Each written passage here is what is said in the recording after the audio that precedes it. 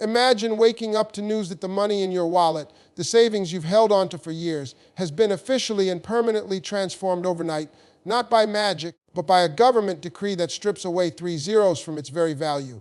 This isn't a scene from an economic thriller. This is the very real, high-stakes reality facing Iraq and the countless international investors holding the Iraqi dinar as the nation steams towards its long-anticipated, repeatedly delayed delete zeros monetary reform plan, now officially targeted for 2025. The core premise sounds deceptively simple. The Central Bank of Iraq will introduce a new, lower denomination currency to replace the existing one, effectively redenominating the dinar to make it more efficient and psychologically manageable. For the average Iraqi citizen, this means a 25,000 dinar note, which currently looks like a fortune but is only worth about 17 USD, become a 25 dinar note, which would in an ideal world still be worth that same 17. The primary goal is to slash the staggering money supply, streamline cash transactions that currently require carrying bricks of banknotes for simple purchases, and modernize a financial system still reeling from decades of war, sanctions, and corruption. This move is intended as a powerful symbol of national economic sovereignty, a declaration to the world that Iraq is finally ready to shed the burdens of its turbulent past and integrate seamlessly into the global financial landscape. However, nestled within this seemingly technical financial maneuver lies explosive and often misunderstood possibility that has set the global investment community ablaze: the concept of a revaluation, RV. This is where the narrative splits and where you, as a potential or current investor, must understand the critical distinction between official policy and speculative fantasy. The official government and central bank stance has been consistently clear. This is a redenomination, a change in scale, not an intrinsic increase in international value. It is about changing the face of the currency, not its fundamental worth against the dollar. Yet, the fervent hope among dinar holders worldwide is that this process will be coupled with a deliberate and massive upward revaluation of the new currency's exchange rate, theoretically turning a small investment of a few $100s into a life-changing fortune. Proponents of this theory point to Iraq's vast, untapped oil wealth, one of the largest proven reserves on the planet, and argue that the nation's economic potential is not reflected in the current, artificially low exchange rate. They envision a reset that would restore the dinar to its pre-Gulf War glory or even surpass it, aligning the currency's value with the sheer magnitude of the country's natural resources. This belief is fueled by a relentless online ecosystem of gurus forums and intel drops that parse every central bank statement and political rumor for hints of the impending windfall. The emotional and financial energy poured into this speculation is immense, creating a community bound by a shared high-stakes hope. But to navigate this landscape intelligently, one must look beyond the hype and examine the monumental, real-world obstacles standing in the way. The success of the Delete Zeros plan is inextricably linked to a level of political and economic stability that Iraq has struggled to achieve.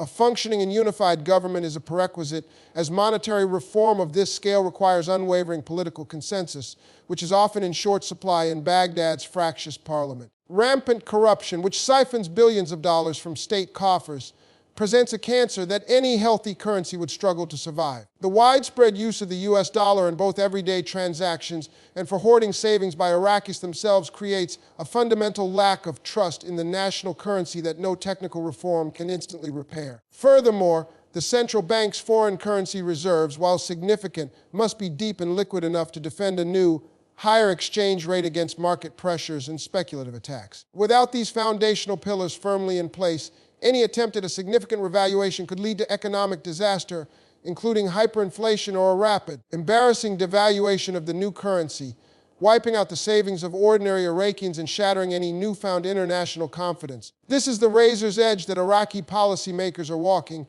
and it is precisely this high-wire act that has captured the intense, calculating attention of its powerful eastern neighbor, the Islamic Republic of Iran, whose own survival is now directly tied to the fate of the Iraqi dinar. To truly grasp why Tehran is watching Baghdad's monetary chessboard with such bated breath, you must first understand that Iran's interest is not one of casual economic curiosity, but a stark, regime-level survival, a financial dependency so profound that the potential success or failure of the dinar reform could send shockwaves through the very foundations of the Islamic Republic. For years, Iran has been strangled by a web of devastating international sanctions, meticulously designed to cut it off from the global financial system, cripple its ability to sell oil, and suffocate its economy in response to its nuclear program and regional activities. This economic siege has forced the regime to become a master of circumvention, developing elaborate and clandestine networks to access the hard currency it desperately needs to fund its state operations, prop up its own crippled currency, the rial, and bankroll its powerful proxy militias across the Middle East. And in the shadowy financial war for survival, Iraq has emerged as nothing less than Iran's economic lifeline, a multi-billion-dollar financial lung allowing the regime to breathe despite the sanctions noose tightening around its neck. The mechanism is both simple and staggeringly effective. Iran engages in massive, officially sanctioned trade with Iraq, exporting everything from electricity and natural gas to consumer goods and agricultural products, generating billions of dollars in revenue annually. This creates a colossal pool of Iranian-owned dollars sitting within the Iraqi banking system, funds that are then meticulously maneuvered through a complex maze of Iraqi exchange houses and friendly banks, often influenced by Shia political parties aligned with Tehran, and finally smuggled physically across the border in armored trucks in what has been described as the largest illicit cash transfer operation in the Middle East. This steady, clandestine flow of billions of US dollars provides the Iranian regime with the financial oxygen to import essential goods, stabilize its own volatile markets, and most critically, continue funding its regional axis of resistance, including groups like Hezbollah in Lebanon and Shia militias in Iraq, Syria, and Yemen. This is the precarious status quo, a delicate and illicit equilibrium that the Delete Zeros plan, particularly if it is successful and strengthens the dinar, threatens to completely obliterate. A genuinely stronger, internationally respected Iraqi dinar that begins to compete with the dollar's dominance inside Iraq would fundamentally alter this financial ecosystem. If Iraq's own currency becomes stable and trustworthy, the need for a parallel dollar economy within the country would diminish, and the Central Bank of Iraq, empowered by a successful reform, would inevitably impose stricter, more transparent controls over its foreign currency auctions and the flow of dollars to prevent the very leakage that Iran depends on. A legitimate and robust Iraqi financial system would have both the ability and the international pressure to clamp down on the shadowy exchange houses and banks that facilitate this multi-billion-dollar backchannel, severing Tehran's most vital financial artery. The stakes for Iran could not be higher. The disruption of this cash flow would not merely be an economic inconvenience, but a potentially existential crisis, threatening its ability to maintain internal stability by funding subsidies, paying its vast security apparatus, and most importantly, projecting power abroad through its proxy networks, which are the cornerstone of its regional influence and foreign policy. This is why the Delete Zeros plan is far more than a monetary policy in Tehran's eyes. It is a direct threat to its strategic hegemony. It is this terrifying prospect that explains Iran's relentless efforts to wield its considerable political influence within Iraq to subtly sabotage, delay, or water down the monetary reform, using its allied political blocs and militias to ensure the Iraqi government remains weak, fragmented, and perpetually unable to implement the strong, centralized governance required for such a complex financial undertaking. They understand that a sovereign, economically independent Iraq, confident in its own currency, is an Iraq that is no longer a compliant financial vassal. Therefore, the battle over the Iraqi dinar is in reality a proxy war for Iraq's very sovereignty, a high finance conflict where balance sheets and exchange rates are the weapons, and the prize is whether Iraq will chart its own economic destiny or remain a financial satellite to its eastern neighbor, its potential held hostage by another nation's desperation.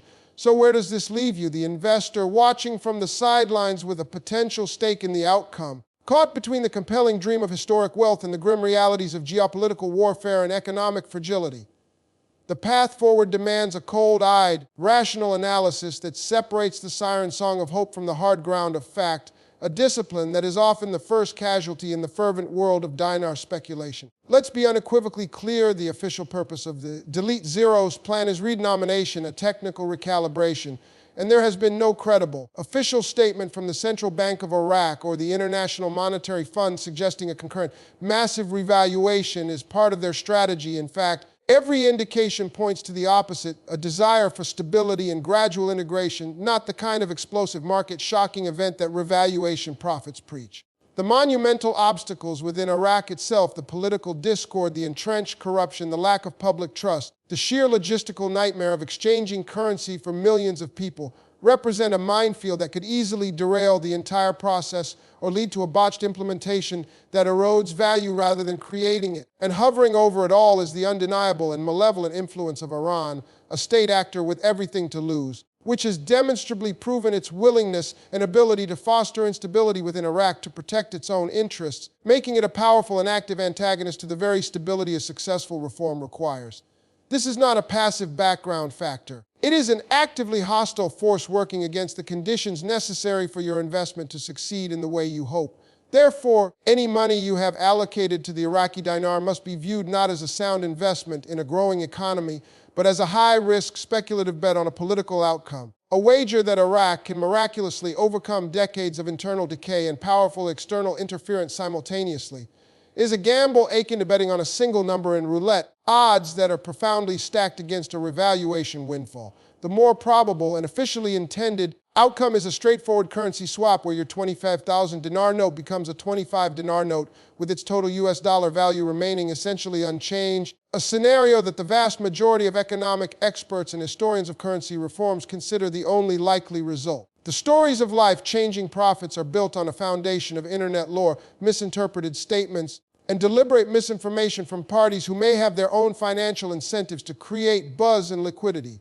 This is not to say the dinar has no potential. If Iraq ever achieves lasting peace and stability, its currency would undoubtedly strengthen organically over many years, but that is a slow, gradual process of economic growth, not the overnight lottery that the RV community promises. Therefore, the most critical investment you can make right now is not in more currency, but in information, rigorous, unbiased, and sober information. You must become your own most diligent analyst, questioning every sensational headline, scrutinizing the sources of intel, and demanding verifiable evidence from primary sources like the Central Bank of Iraq and the IMF, rather than relying on third-hand rumors from anonymous gurus. The future of the dinar will be written by politicians in Baghdad, technocrats in the central bank, and intelligence operatives in Tehran, not by commentators on YouTube or in online forums.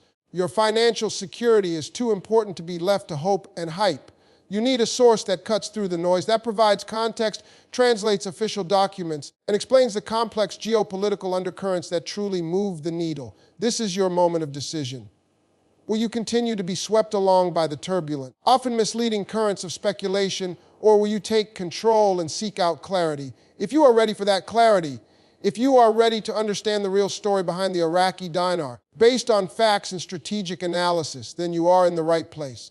Make the decision to become truly informed.